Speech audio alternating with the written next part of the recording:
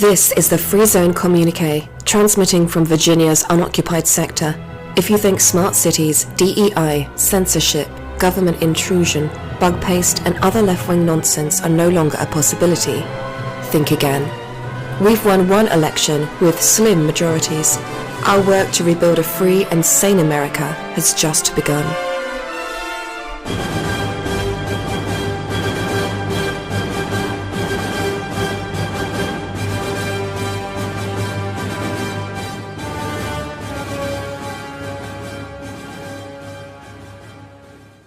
This is the Free Zone Communiqué on the P4B, bringing hope to victims trapped behind the wire in blue cities. Today we have a very different kind of show. Not too political, I don't think. It's a totally different theme. The theme is joy. We have an interesting guest. He's a character. His name is Barry Shore. He's an author of several books, motivational speaker. At one time was a complete quadriplegic, paralyzed from the neck down, no longer true. He was a distance swimmer, world traveler, entrepreneur. He's got a whale of a story. But now his mission is to improve everyone's lot in life in one way or another. We're going to feature his book. It's called Oh Shift. The cover, as you can see, is a play on words. And we will bring Barry on in just a minute. Please hang up and try again. At the bottom of the page, I'll leave links where you can find all our stuff. Wherever you get to P4B in the Free Zone, please follow, subscribe, leave reviews and comments. And share. This is how we grow. I'll leave a link to where you can support the P4B directly so you too can be a political party pooper. But the most pleasure you can get by supporting us is to shop Po River. I'll leave samples and links for that as well. Thanks to all our supporters and subscribers.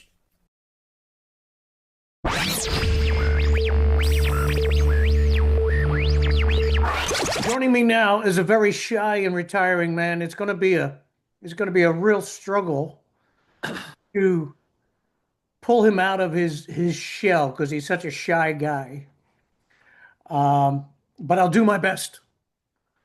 As I said in the intro, he's an author of several books, motivational speaker.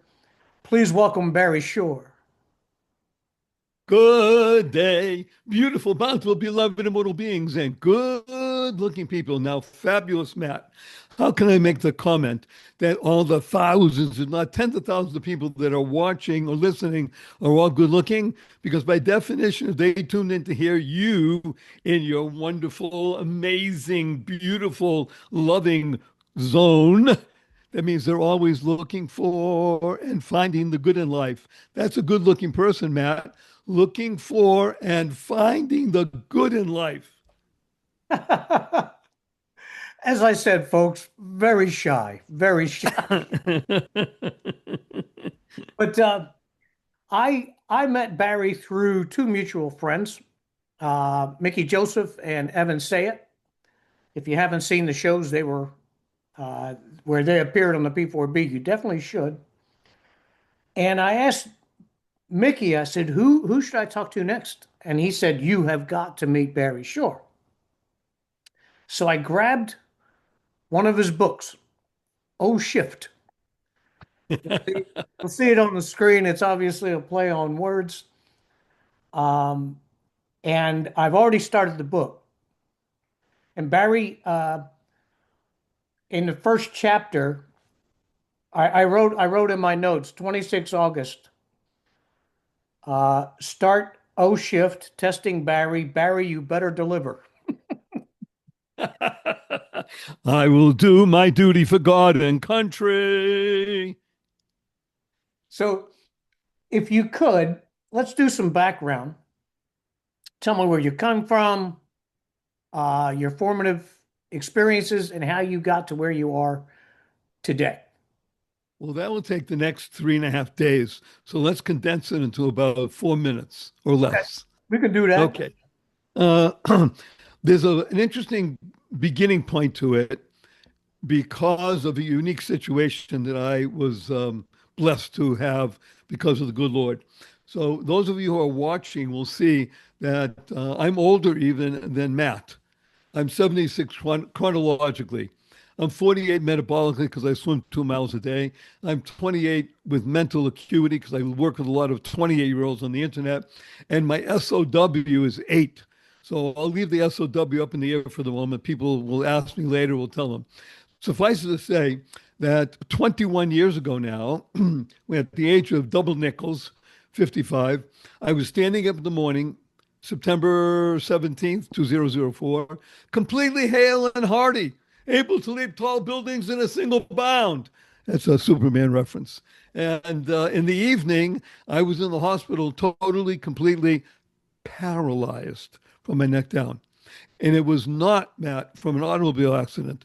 It was not from a spinal injury. It was a rare disease, which you never heard of the day before, took over my body and caused me to move from being completely healthy to completely paralyzed. I can only communicate by blinking my eyes in a matter of hours.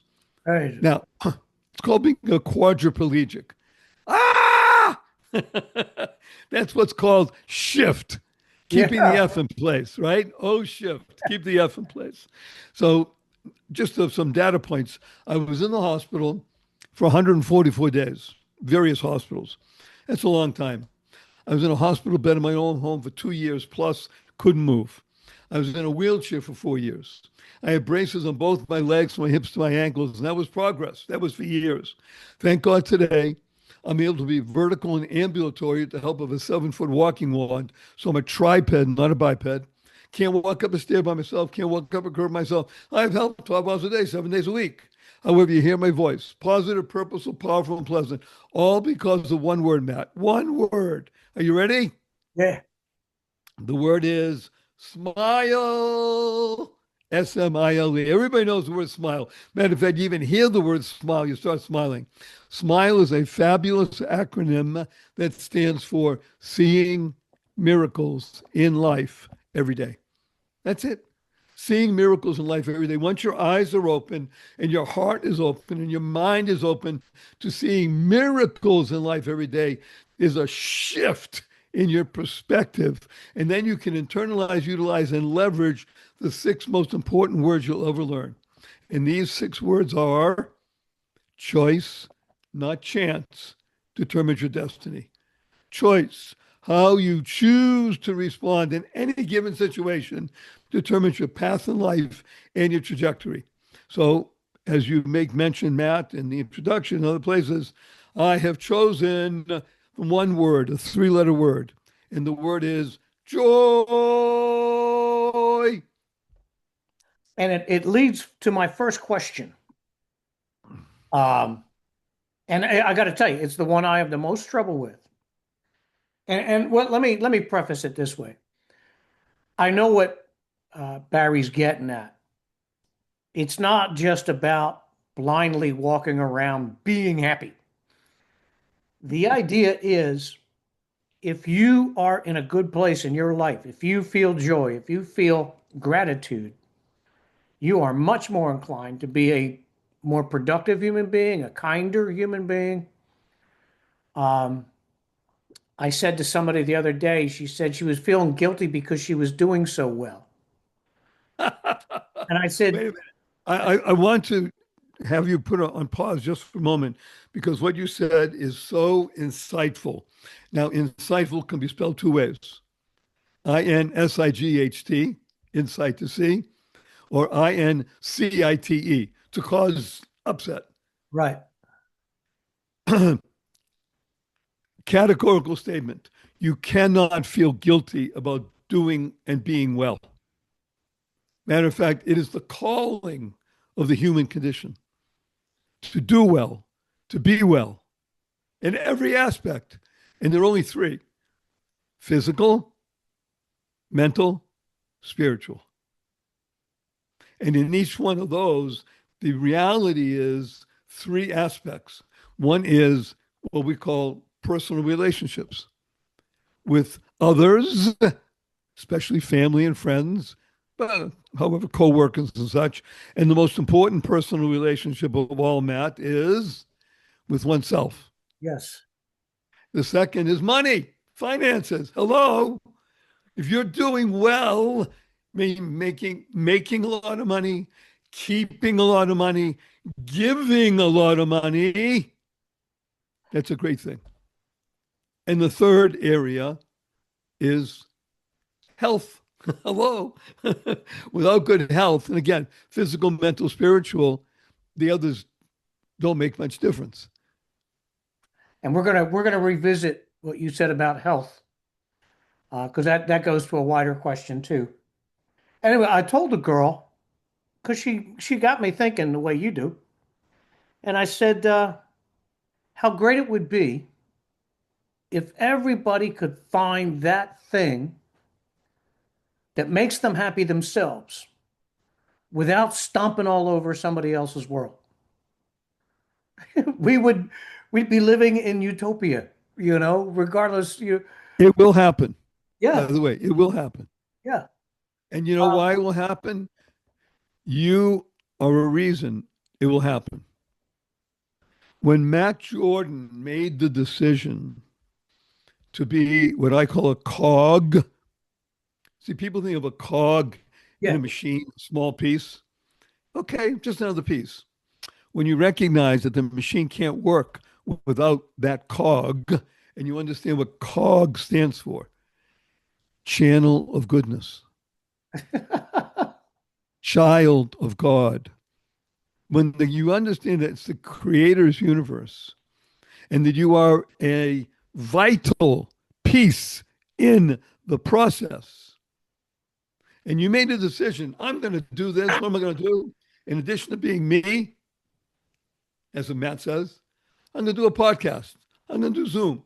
I'm going to interview and share people who are positive, purposeful, powerful, and pleasant. You know why? Because I'm a channel of goodness. I'm a cog. And so is everybody. This show is not about Barry Shore, fabulous fellow that he is, or about Matt Jordan, great guy. It's about you. YOU. You being the best you, because when you are the best you make the world a better place. Am I right, Matt? That's true. I don't spend as many hours as I do a day writing and recording and editing to talk to myself. We do this. I know you do it and I do it because we believe we have something to say that people should hear. And I'm hoping for the very best outcome from the words I say. Um, and that gets to two things that I was going to ask you about, and you can comment on. Um, my writing is actually not as good as it was when I started. Somebody buttonholed me and gave me bad advice. They said when people come to your website, they see long paragraphs, wall of words, and they disappear. He said, write at a 13-year-old level, like a newspaper, and short paragraphs, even if you break up a paragraph logically and make it two short paragraphs. And that changed the way I wrote. And I also got lazy in that I started preaching to the choir. Uh-oh. Yep. And in your first two chapters, I would extrapolate out every point, try to take it to its widest possibility. I realized I was preaching to the choir, and I have to go back to preaching to, for lack of a better word, the sinners, the ones who don't agree with me. Okay. To people outside the congregation, so to speak, because I'm not a religious guy, but it's a good analogy. And that's where I do my best work. My very first fan, the person who bought my very first book, still a friend today, is totally opposite me politically. We argue constantly, but we still send each other little hearts and happy emojis and stuff on Facebook. We've been friends since 2015. Um, and that's the person I need to talk to because there's a rainbow of people in between who will benefit from what I'm saying, disagree, argue, rethink their position. So that's where I think I need to be. I want to second that emotion. That was a great song, by the way. People should look it up. I want to second that emotion. The ability to touch another being is the greatest, most wonderful aspect of living in the United States of America. Now, I'm going to say two things. I hope they'll be controversial. Number one, I said the United States of America. It's a mindset that we have here. We live in a country founded upon principles that engage the individual and urge the individual to think, consider, speak out with others. That's a mindset of the United States of America. It doesn't happen in most countries of the world throughout history. This is unique. What's happening now, and I mean now over the past 100 years, is that the American mindset has spread throughout the world.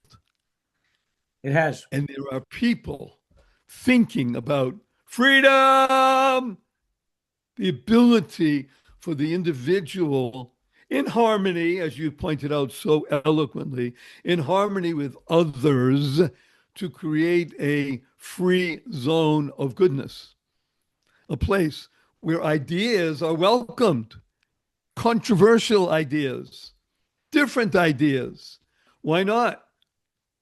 That's the beauty of it. And then we can talk about it, debate it in a loving, giving, gratitude-oriented society. There's your G word again. Gratitude.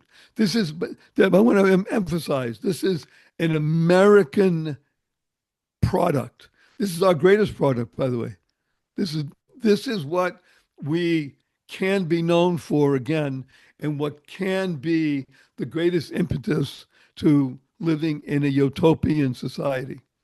The ability to speak with others, and especially with oneself. Yeah, de Tocqueville and Rudolph Diesel both gained the exact same impression of Americans that you just described. We're raucous. We eat too much. Both of them complained about that. Um, there's something going on all the time. What give Diesel gas? That's a weird analogy, but what would get to Diesel's system was the frenetic pace of life in America. In Europe at the time, he had by that time become rich. He started out dirt poor, and now he was rich. And he saw the value of some solitude, some uh, quiet time. He said he couldn't find that in America. He said everything's going like this. But he said also that's our strength. Yes. You nailed you nailed me hard in your last uh, statements, and that is gratitude. I spoke of my issue with gratitude, um, and it's probably my biggest failing, but also it reflects in everything you said. We do have all these gifts as Americans, but the friction builds, and the greatest failure, not I fell down, now I'm back up again, but the failure where you fall down and lay down, or the failure where you see everything with resentment or everything is something to fight about. I believe the root of that is a lack of gratitude for where you are and what you have yourself. So let's enjoy the luxury of 3,000 years of humanity struggling with what we're talking about, not just now or not just in America, but this is the root of what we call the W word, wisdom. And whenever you mention wisdom, for me, I think of what we call the wisdom literature, which are basically Psalms, Ecclesiastes, and Proverbs. So there's a remarkably powerful proverb that you just mentioned. You basically almost quoted it, which is 7 times a righteous person falls and gets up. Specifically, it says 7 times. It's in Proverbs, I think, chapter 24, verse 16. 7 times a righteous person falls and gets up. Not getting up is the worst thing you can do as a human being. That's number one. Number two, there are two great challenges in life, as you mentioned, poverty and wealth. That's They're both challenges. true. Okay, most people would say, I think 97.8%, okay, test me with wealth. Yeah, really. Well, I'll that's what we try that have. challenge. This is what we have. We have abundance. Abundance in America, like you mentioned, people eat too much. One of the reasons they eat too much, wonderful Matt, is because there's so much food. That's right. You can go to many places in the world right now, many inhabited by hundreds of millions, if not billions of people, and food is a challenge. Clean water to drink, to bathe is a challenge.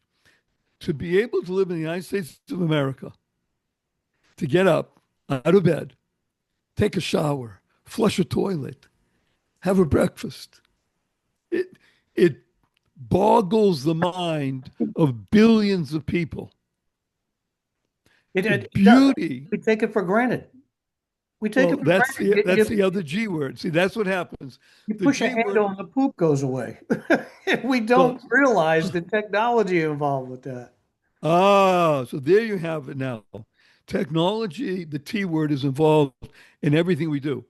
It's involved in this communication device. Right now, there are people that could be listening in the Congo, in Bangladesh, Pakistan, India, throughout Latin America, except if they don't have access. Now, the G word has three parts to it. Like you said, gratitude, giving, and the third part of the G word is the ability to understand that what we're talking about did not come about as immaculate conception. No, It took effort. It took time. It took the frenetic pace of America and other like minded people throughout the world to build organizations and processes that can feed billions. So we talk about maybe a billion or two that are deprived. Well, wait a minute, there's 8 billion people in the planet. I mean, 6 billion people are not. Yay! Let's celebrate what we have. And the ability to find some moments of meditative peace is dependent on the individual. You can choose to be involved in the frenetic pace or make a statement for the next 10 minutes, 5 minutes, 3 minutes. I'm not going to be involved in the frenetic pace. I'm going to breathe deeply. Okay, I'll do a short commercial right now.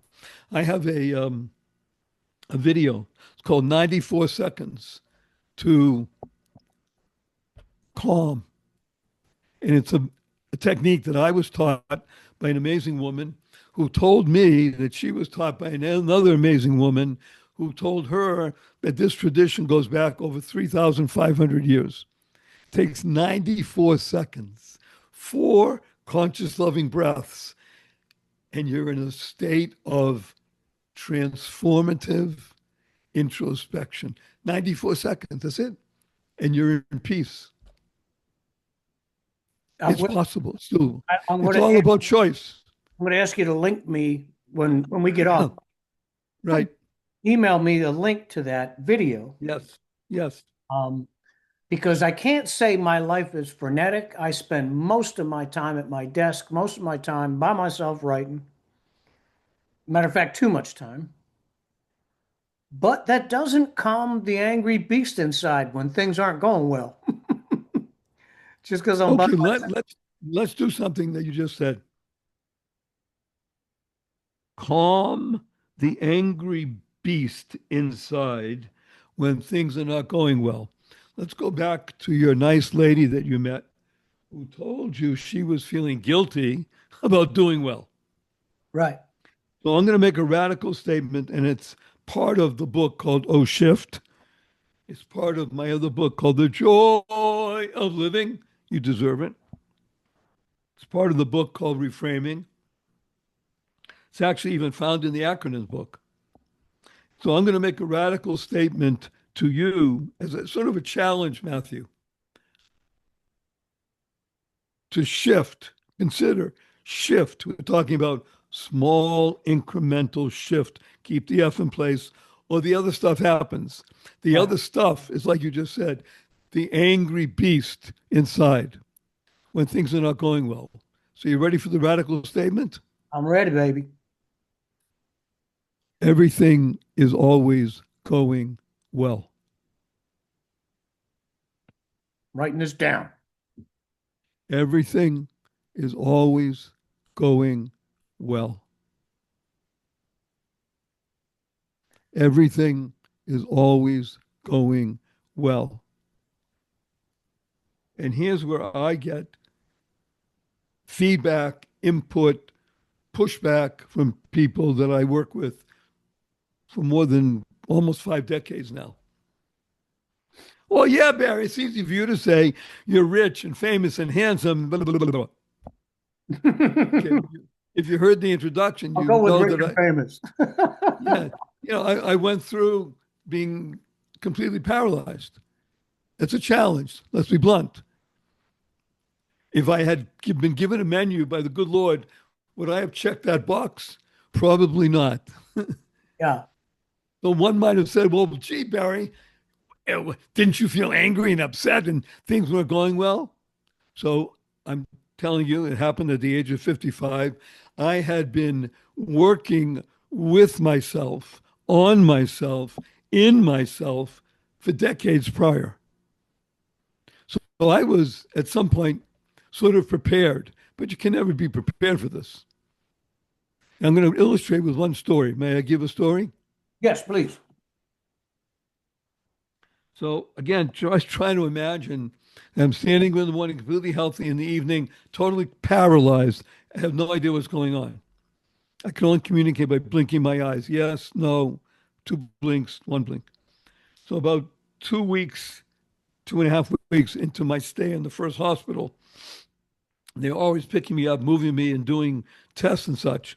So I had a particular nurse who had been working with me for about 3 or 4 days, a male nurse, and he's wheeling me back to my room on the gurney. Again, I'm paralyzed. Can't move.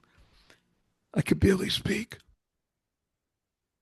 He stops the gurney, looks down, and he says to me, Mr. Shore, can I ask you a personal question? So I said, yes. I couldn't nod my head. I just said yes. He said, this is my specialty. I work with people who can't move, paralyzed. Yeah. How come you're not bitter and angry? I never met anybody who's not bitter and angry. And I realized, Matt, he was asking me the great existential question. Why, God, why did you do this to me? Mm. Right? Mm-hmm. That's not what I was asking. What I was asking, because I wasn't bitter and angry, I was asking, dear Lord, I'm just a regular guy, got 8 billion people on the planet. What am I supposed to do? I can't move. I had no idea if I ever move a finger again, which I still can't barely do. And at that moment, Matt, I had the greatest calm I had ever experienced in 55 years on the planet.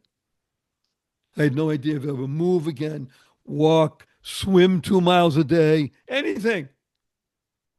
Would the pointy headed guys call that acceptance, that calm? We can use the A word, acceptance.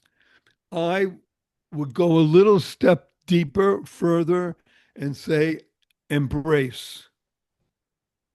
And I embraced the moment. I embraced my situation. what do the SEALs say? Learn to love the suck. We want to move towards the light, the goal, the love. And by doing that, the other falls away. It's not that we want to suppress the angry beast inside and try to beat it and get out of it. Oh, we move always towards the light and the joy. And by definition, there's a psalm, I think it's number 34. Uh, turn away, turn away from evil and move towards good. Turn away from evil, move towards good. When you're moving towards the light and towards harmony, towards embrace, by definition, the other stuff falls away. It can't keep up with you. You're a frenetic pace of love, baby, love, living on vibrant energy, living on the vibrational plane. Are you feeling it? I am now. Whenever I talk to a guy like Barry, and Barry's not the only squared away guy I know, I walk away thinking, nope, I know this. I know that I should feel this. But I think it's a question of commitment. You know, it's the same reason why I got a big beer belly. It's the same reason why I haven't walked 10 miles yet this summer. It's a commitment. It's a process. If you read Barry's book, right now we're only featuring Shift, but there's a lot, there's many more books. I'm going to try to get all of them listed below the media line. Actually, let's just put for those of you who are watching, this is what the cover looks like. The play on words is obvious. When you read Barry's book, it's actually a workbook, an exercise book. Right. We work on us. And I can tell as he finished each chapter, he lost sleep that night thinking, okay, now what heading do I put on this chapter? And you'll see what I mean when you read the book. But also because of the structure of the chapters, I couldn't cheat. But I would jump in there and say, I'll go to this subject and this subject, and then I'll have my interview. But doesn't work that way, folks. Barry's too smart for you. But yeah, as you go through, you start to see what I'm saying now, where Barry is, where I'm thinking I need to arrive at, is a process. And as you go through the book, it's so ridiculously simple. But at the same time, like I said at the beginning of the show, halfway through chapter one, that little tiny, tiny chapter one, I'm questioning how I do my job. I'm thinking how I can improve what I'm saying and why I'm saying it and who I'm saying it to. Because the whole book is an exercise in self-evaluation. Would you call that correct, Barry? Spot on. I'm really getting a kick out of it. I want to share with people again one of the things that we love to do, we being Matt, myself, and people that I love working with. We love words. Words touch. As you say so eloquently, Matt, hey, wait a minute, I know this stuff. Well, that's a KNOW that is cased in the mind. And what we want to do, we all know this. Now we want to make it happen. We want to open up that expressway, that freeway from the mind to the heart, connect them both so that we recognize that what's going to happen out of this is we're going to live in joy daily. Now, what is joy? Joy is an acronym. It stands for Journey of You. So one of the most beneficial and fun things to do is to continuously, I mean, on a daily basis, 2 minutes, 5 minutes, ask, who am I? What am I doing? Am I going in the way I want to go? And if the answer is always yes, without fooling yourself, well, then that's great. And if it's not, so great. That's also great. What can I do to improve? So there's two words I wanted to bring out that you just mentioned, but you didn't say the words, so I'm going to say them now. One word is called mediocre. I am privileged, Matt, to speak with a lot of people every month, millions of people because of my podcasts. I have two podcasts, each has over 500,000 listeners worldwide. So I'm speaking to people on a regular basis. I also, thank God, I don't travel much because of my situation. I do local appearances here. I live in a place called Henderson, Nevada, which more people know Las Vegas. I'm outside of Las Vegas, one of the most visited places on the earth. And Right. I recently spoke to a group in person, 1,127 people, telling the story about Barry Shore, about seeing miracles in life every day. And one of the first questions I ask people when I do my presentation, whether it's a 15-minute presentation or 30 minutes or an hour, I ask the question, how many people here want to be mediocre? Please raise your hand. So, at 1,127 people in the audience. I can tell you there's always three hands that go up. And then I ask them, I just wanted to raise my hand to be different. Nobody raises their hand. Nobody's saying, I'm here to become mediocre. That's Nobody not is where we're here. striving for middling. Right. Now, what is the first word in the word mediocre? MED. Me. Me. Ah,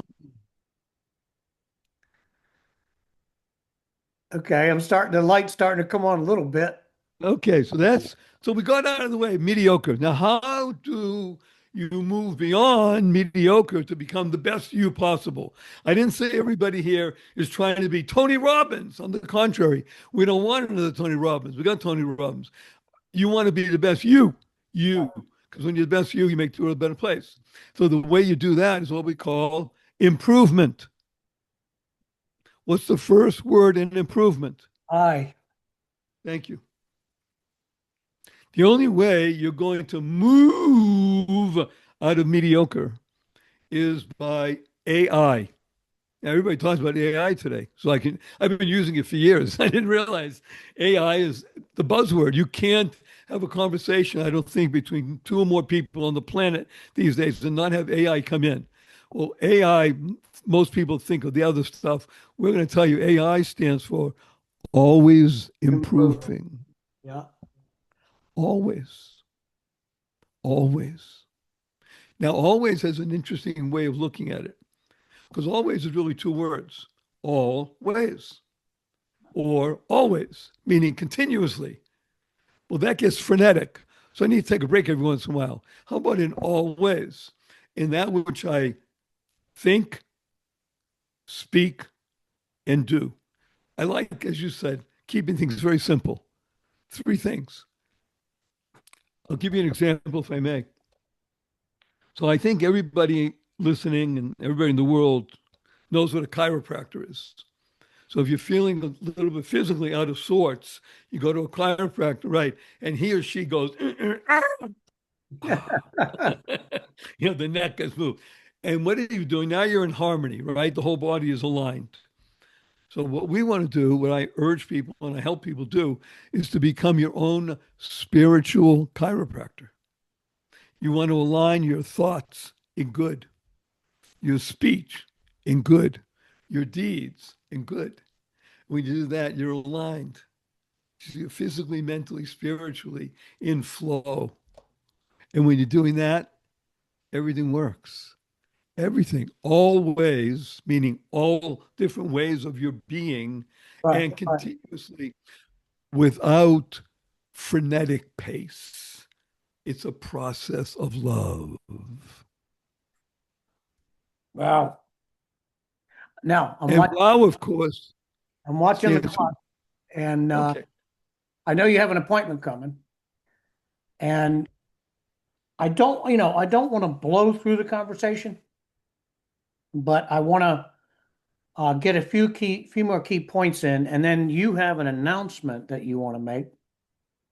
Yes. I think the most important analogy, the thing that got me thinking the most elastically, because there's other ways of stating it, but it's really important that people remember it. That every person, you say, is a world, an organism, a biodynamic, complete thing. If you could break that down more specifically for us and the thinking behind that. I'm going to rock your world because you never expected what I'm about to say. The pathway to becoming you, the best you, and therefore the best world, and to intersect and interact with other worlds is the following. Learn to love dog poop. Okay, you did it. You gave my response that I wanted. Learn to love dog poop. Barry Shore, I love you. What the heck are you talking about? I think Barry's gone off the deep end, folks. We might have to. Yes. Please tell a friend about the Free Zone Communiqué. We live and die with the share and subscribe buttons. Please use affiliate and sponsor buttons to support our work. Thank you very much for joining us today.